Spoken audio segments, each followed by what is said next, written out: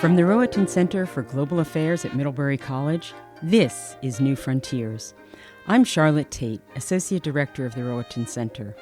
New Frontiers podcasts highlight research undertaken by Middlebury scholars and others on matters of international and global concern. Everything is fair game, from big tech, environmental conservation, and global security, to religion, culture, and changing work patterns.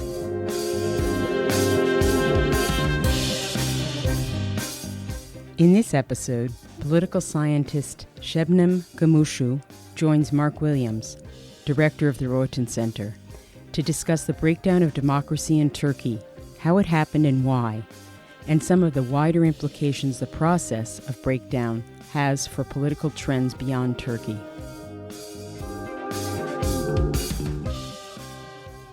Sebnem Gumuscu is an assistant professor of political science and a faculty fellow at the Rohatyn Center for Global Affairs here at Middlebury College. In her capacity as a faculty fellow, Professor Gumuscu co-directs the Rohatyn Center's program on global trends in autocracy and democracy, which is supported by the Cangiano Family in memory of Leon M Cangiano Jr., class of 1963. Much of her research is focused on political Islam, Middle Eastern and North African politics, democratization, and democratic backsliding. Her first book, Democracy, Identity, and Foreign Policy in Turkey, was published in 2014. Her second book, which is forthcoming from Cambridge University Press, is titled Democracy or Authoritarianism, Islamist Governments in Turkey, Egypt, and Tunisia. Today, I'm delighted Sebnem's agreed to stop by to discuss a topic that's related to this larger book project. It's a recent article that appeared in the journal Party Politics. Professor Gumuscu co-authored this article with her colleague Berk Esen, and it's titled, Why Did Turkish Democracy Collapse? A Political Economy's Account of AKP's Authoritarianism. Sebnem Gumuscu, welcome to New Frontiers. Thank you for having me, Mark. We're glad you're here. Let's start with a little background. Can you tell us a little bit about Turkey's political development, first of all? Was it always a democracy? Was it ever a truly vibrant democracy before the decay set in that you write about? Yes, Turkey indeed has a history of multi-party politics since 1950. Modern Turkey is established as a republic in 1923, and it has become a full-functioning, well-functioning democracy in 1950. If we are to use Huntington's analogy of waves of democratization, that would actually put Turkey in the second wave of democratization that happened after the Second World War. That said, of course, Turkish democracy had its certain shortcomings. Of course, many people who are somewhat familiar with Turkish politics would know that the Turkish military, armed forces, were quite active in politics. They held what we could call tutelary powers, and they would actually check and balance the elected officials, and they would actually kind of act like guardian of the nation and would intervene in politics to redesign political institutions, rewriting constitutions, changing the electoral system to straighten things out. But what makes Turkey really interesting is that unlike many other cases where we see military interventions happening quite frequently, in the Turkish case, the armed forces did not stay and establish a military regime. They would come in, intervene, get rid of existing corrupt politicians, as they see them, and then rewrite a constitution, a new constitution, and then design the electoral institutions, and then they would go back to their barracks, so to speak. So this is a very different type of scenario than an area of the world that I studied, which is Latin America, where militaries would intervene in politics and not always retreat back to the barracks. They would stay for a long time. Exactly. Okay. Now, your article claims that after about 60 years, 6 decades, Turkey's democracy has basically collapsed. And, honestly, that's a really bold claim. And so I want to know, what's your evidence to support this? That's a very good question. So we adopt Dahl's criteria of democratic politics. He specifies Robert Dahl. Yeah, Robert Dahl. So he specifies a couple things for minimum criteria for democracies, like free, fair, regular elections, universal suffrage, of course, the right to run for office, without much restrictions, and fundamental civil liberties such as freedom of speech, freedom of information, and association. Without these civil liberties, it's really hard to imagine a well-functioning democracy, free and fair elections, of course. A closer look at Turkey reveals two things. Number one, civil liberties are systematically violated under the AKP government. And number two, elections are no longer free or fair. So we compiled data from the last decade to document all these violations of basic freedoms in Turkey and the ruling party's actions that undermined the freeness and fairness of elections. Unlike Turkish democracy and how it functioned before AKP's rise to power in 2002, we actually see elections are no longer free or fair in the country, and free speech is very much systematically undermined, and also the media, Turkish media, is very much under the control of the government. So what you're saying is that you see violations of two of the basic foundations of democracy that Robert Dahl has spoken of in his work, and you see that happening under Turkey's ruling Justice and Development Party, the AKP. Now, another question. Doesn't this conclusion about the collapse of Turkish democracy, doesn't this actually fly in the face of what we see happening on the ground, so to speak, in Turkey? Isn't the president still an elected official? Isn't parliament still in session? Are we really talking about a collapse of democracy, or are we talking more about perhaps a backsliding? That is a really great question, and many people are actually puzzled by this particular observation. You have elections, quite regular elections, and you have a president that is elected in a free and fair election, at least in 2002. That's how they came to power. And we have a parliament that is pretty much in session. They're not actually canceled. And the Constitution is still there, right? And the Constitution actually guarantees civil liberties and freedoms and democratic rights. All of this on paper looks quite democratic. But when it comes to the reality of democratic politics, we actually see over the past maybe 10 to 15 years, there has been very incremental, gradual change in all of these institutions. And mostly, yes, elections are still there, they're regular, but as I said, they're not free or fair. So we have freedom of media and freedom of the press guaranteed in the Constitution. But in reality, the AKP actually controls about 90% of both public and private media. That's huge, right? 90%. Exactly. Oh, so, I mean, goodness. that's a rough estimate. But when you think about news coverage, you actually see, for example, President Erdogan having a public ceremony or some kind of speech for some reason, and all TV stations actually tune in and they cover his speech. And you don't have any other kind of news coverage for that, except for maybe one or two network stations. And they're very kind of small, not very well funded network stations, very much marginalized. You can imagine 90% of Turkish media is very much pro-government, and they're also resorting to black propaganda almost and fake news quite frequently to show that the opposition is a terrible option and the people should not ever actually even imagine or consider voting for them. So there is a huge unevenness, especially in the media landscape. So the opposition does not have a fair chance at winning the game, despite the fact that we have regular elections. So despite the fact that on paper, it looks like a democracy, and it has the trappings and trimmings of a democracy. In practice, it functions in ways that are patently anti-democratic. Absolutely. Yes. Okay. Well, if Turkish democracy really has collapsed, I guess the question is, how did this happen? The government was elected. The government presumably was popular and won a mandate. So what transpired to bring this about? Well, it's a long process and it will take a long time to unpack. But of course, as you said, everything started with an election. And this is actually a quality or character of the most recent backsliding wave that we observe in multiple countries, like in India, in Hungary, in Poland, even in the United States. These elected officials who subvert democracy, they come to power in a free and fair election. But once they're in power, they start to subvert democracy very slowly, very incrementally. And they start to kind of, make sure that most of these democratic rights and institutions work in their favor and at the expense of their competition. In the Turkish case, more specifically, maybe we can highlight two routes to democratic breakdown. Okay. Number one was the politicization of state institutions. Those state institutions like the judiciary, police forces, even tax authorities, who were supposed to remain independent and nonpartisan, they have been increasingly politicized over the years. So the government basically took over these state mechanisms and turned them into weapons to sanction their opponents and also reward their own supporters. So by politicized, you mean they were used in opposition to the opponents? Exactly. I can give an example, for Please. example, and that relates very much to what happened with the Turkish media, especially how private media ended up under AKP control.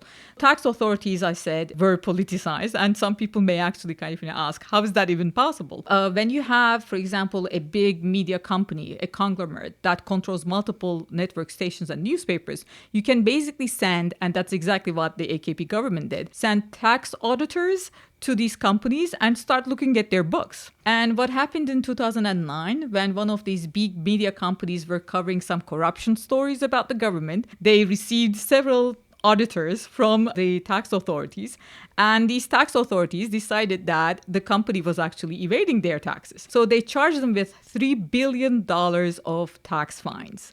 That was basically more than the value of the entire company. So the company was actually forced to negotiate and settle with the government. One part of that settlement was to sell some of their newspapers and their network stations to pro-government businesses. That's a very good example of how politicized state institutions can actually punish your opponents and also reward your supporters. That's amazing and incredibly effective. It is. If you have an authoritarian bent. Well, if Turkey no longer has a genuine democracy, what kind of government does it have? What would we call this type of government? In this paper, we use a concept that Stephen Levitsky and Luke May coined, and that is competitive authoritarianism. So that may sound a bit kind of oxymoronic. How is a regime is competitive and authoritarian at the same time? This is a kind of an hybrid regime type, which actually has both democratic qualities and autocratic qualities at the same time. That's why it's competitive authoritarian. What makes it competitive is actually we still have regular elections. They're not free or fair, but the government has to win those elections to come to power and to remain in power. And still, there is some room for competition, despite the fact that the game is not fair. And that competition is open to at least one part of the opposition. So we have multiple parties running elections, and we have multiple candidates running in presidential elections. So it's really kind of a system where you have a bit of competition that is really not very fair. That makes it autocratic and democratic at the same time. And are you talking mostly about the federal level? What's going on at the subnational levels in terms of competition and political power? That's a very good question. I would say that at least for a big part of the last 20 years, both local and national level elections were very much competitive and authoritarian at the same time. Recently, however, in 2019, the opposition parties actually made significant advances at the local level, if not the national level. I'm guessing that at least kind of, for the AKP, it is much easier maybe to concede loss at the local level because, yes, they lose significant resources at the local level, but losing the national government is much costlier, and they would not necessarily accept that loss that easily. That's the big prize, the national government. How does the approach that you take in this article towards the study of the breakdown of democracy, how does that differ from the way that scholars have studied this phenomenon in the past? And here, I'm really thinking about an earlier wave of research done back in the 1970s by people like Juan Linz and Al Steppen, who took a close sort of systematic look at the breakdown of democratic regimes in different parts of the world. How does your approach differ from that which they took? We spent some time thinking about existing scholarship on democratic breakdown and backsliding. And if I do not misremember this, Linz and Stepan put maybe more emphasis on political leadership rather than what we do here in terms of coalition building. So we agree that political leadership matters greatly, and leaders play an important role in undermining and subverting democracy. But when it comes to broader support for those leaders, actor-centric approaches do not necessarily explain the entire picture. Here, we're kind of trying to bring in the society as well into the equation, because it's not just about elected leaders, but also their supporters. And so what do you call the approach that you utilize? We call this a coalitional approach. We look at electoral coalitions and political coalitions that these leaders build. It's a political economy understanding of coalitions, of course, but you can imagine there may be other ways to build coalitions around social values, perhaps ethnic or religious identities. Right. So in this paper, we're explicitly subscribing to a political economy understanding of coalition building. And so what kind of analytical leverage does a coalitional approach provide you? There's a huge debate in the scholarship about the most recent wave of democratic backsliding and breakdown. And some scholars say that it's the elite that is the responsible party here, as many other scholars have done in the past. So it's Trump, Erdogan, Modi, Orban, Putin that actually undermine and subvert democracy. And then some other scholars actually say it's really not about these people, these leaders, but the people who support them, the masses, and their political attitudes and interests that we need to understand. So there's an ongoing debate in the scholarly circles about who's to blame, so to speak. We tend to hope that in this particular approach, we're bringing the two together. I was going to ask you, do you feel that it is really this dichotomous, that it's either or? Yeah, exactly. We think that it's both. And they work together because political leaders build coalitions, but these coalitions then keep those political leaders in power. So they do not only vote them in office, but they also keep supporting them later in the elections, despite the fact that they see these leaders as subverting democracy. So there we need to understand at one point, the masses or the coalitions that these leaders build keep supporting these leaders despite everything. That also tells us that at the end of the day, masses practically favor their own interests and their expectations from the government and certain policies that deliver them certain goods over their democratic commitments. They're contingent Democrats, not real Democrats. Well, that's really interesting. In a nutshell, could you tell us what the essential argument is that you make in your paper regarding the breakdown of democracy in Turkey? Once the AKP came to power, the leader, of course, of the party, Erdogan, along with two main groups in the society, built a very tight coalition. Those two groups are the business people and the urban poor. Both of these groups are very much dependent on the governing party, ruling party, for certain privileges. For the urban poor, this is social security assistance, social welfare policies, and specific clientelistic connections to the party. You can imagine urban poor, especially living in big cities like Istanbul and Ankara, they have certain needs and they need jobs, they need connections, they need network, and they also need very specific goods like food stamps and whatnot. Sure. What the party actually kind of politicized over the years as well. So if you're an AKP supporter, you get all of these goods and benefits. And if you're not an AKP supporter, you're completely shut down and excluded from all of these distribution. And the same goes for business people. Business people who have close connections to the government actually receive significant favors in public procurement projects, for instance. And AKP is really great in public procurement projects, and especially big projects like, big bridges, highways and whatnot, significant redistribution of resources from the public budget to business people who have been taking all these projects. So if you have close ties to the government, you're favored and you're given all these very long-term projects that are not in Turkish currency, in US dollars, and they're enormously beneficial for the recipients. Can I stop you right there for a moment? I can understand how contracts and no-bid contracts could be awarded to friends and to consorts and so forth by incumbents. Could you help us understand how it is that public goods, food, and other types of basic necessities can be systematically denied to those who are not supporters of AKP? How is that regulated? What's the policy framework behind that, wherein you could ensure that only your supporters receive these benefits? That's a very good question. So I have done a little bit of field work at the local level. The AKP is perhaps the best organized party in Turkey. They have very strong grassroots presence in neighborhoods, especially lower income neighborhoods. So they know people. They know who these constituencies support, and they're organized even at the polling station level. They know every individual person, every citizen, and whom they vote for. And this is exactly what they told me in interviews that I have done in the past. You can actually kind of imagine them knowing more or less who is an AKP supporter, who is on the fence, and who is an opposition voter. Some voters are white, some voters are black, the opposition, and some are gray. They basically allocate these resources to the people who have strong connections to the party and they can rely on for their support. And then we have the gray people who actually can go either way. So they also spend some resources for them as well to sway them. Are we talking about individuals receiving these benefits, or are we talking about the benefits being targeted towards neighborhoods or regions?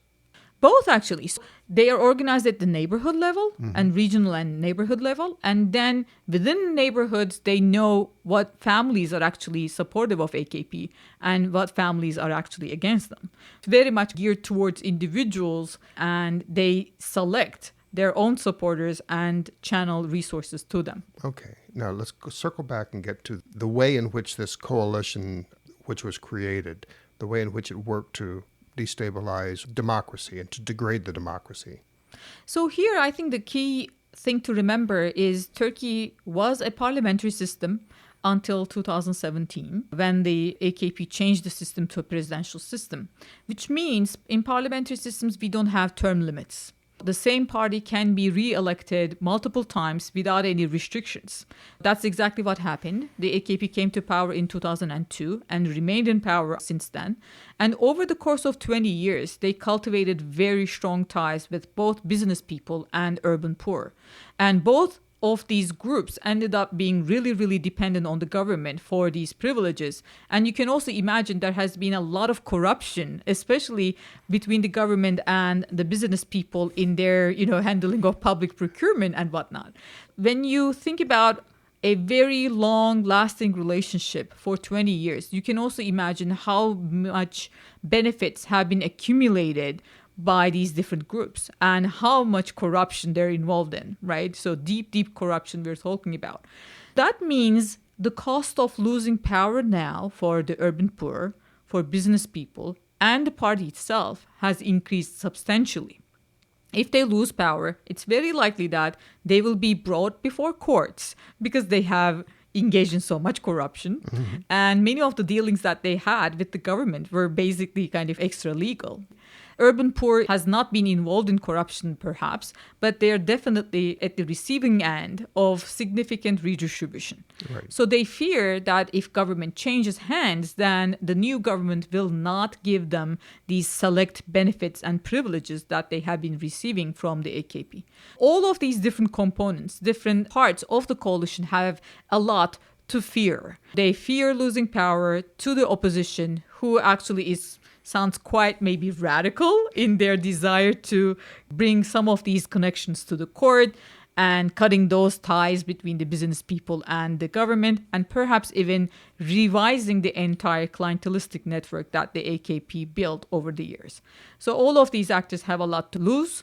If they lose power, they will be losing a lot. So the incumbents then have a strong incentive to really repress opposition and to preclude agency on the part of opponents.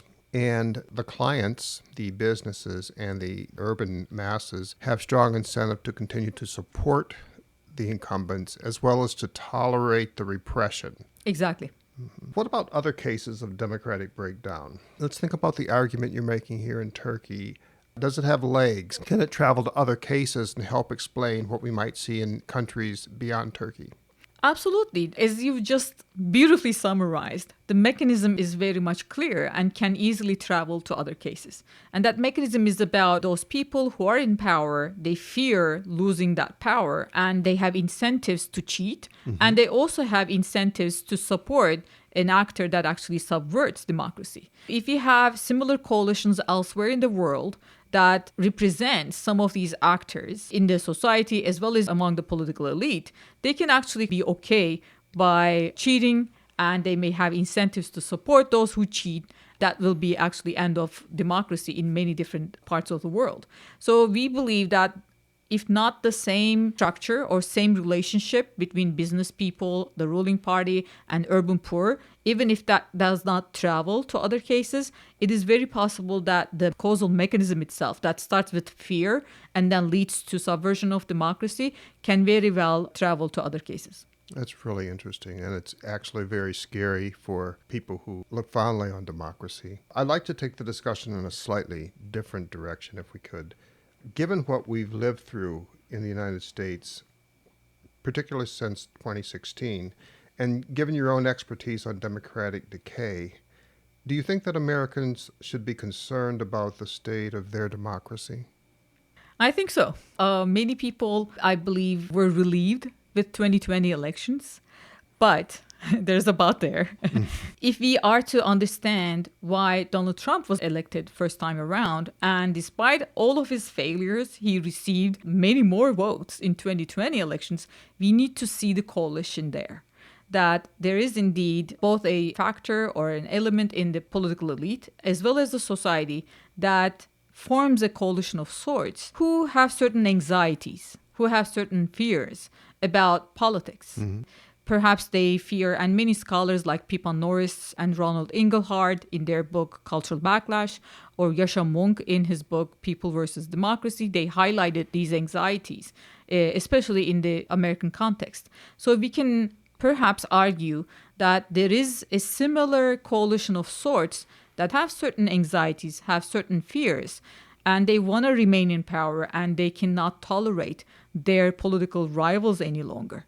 They're ready to cheat and change things if they need to. And unfortunately, we see signs of these, I think we see more than signs. Yes, we exactly. see actual concrete evidence towards subverting the democratic process. January 6th insurrection was a very good example that Donald Trump... Planned well in advance. Yeah. Planned well in advance. Absolutely. We can also perhaps look at what happened since 2020 elections, and multiple states have changed their electoral laws and getting ready for another election, and they don't want to lose that election, and they're kind of creating an uneven playing field as we speak to make sure that they will not be losing another election. And that's very scary. Dynamic is playing out on multiple fronts in multiple states as we record this podcast episode. It is scary. You're right.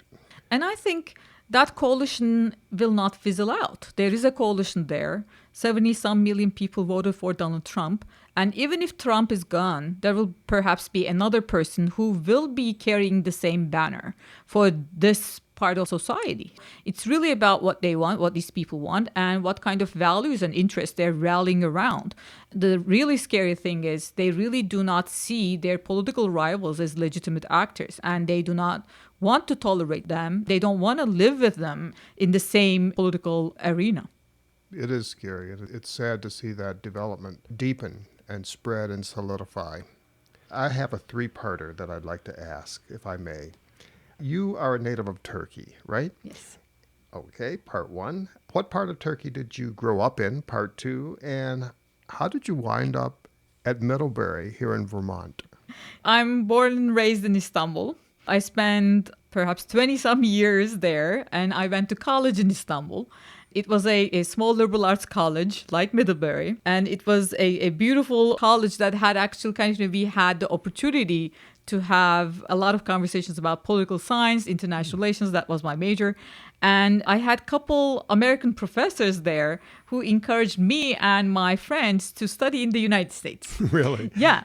I was fascinated with political science, and I was not ready to stop studying political science at all when I graduated. So I applied for a Fulbright fellowship. I got it. And then I moved to Virginia to get my master's degree and PhD. That's my encounter with the U.S. for the first time. Interesting. Then the American academia was so vibrant, so fascinating. I wanted to stay here and I wanted to work here. And I went back to Turkey for field work and writing my dissertation.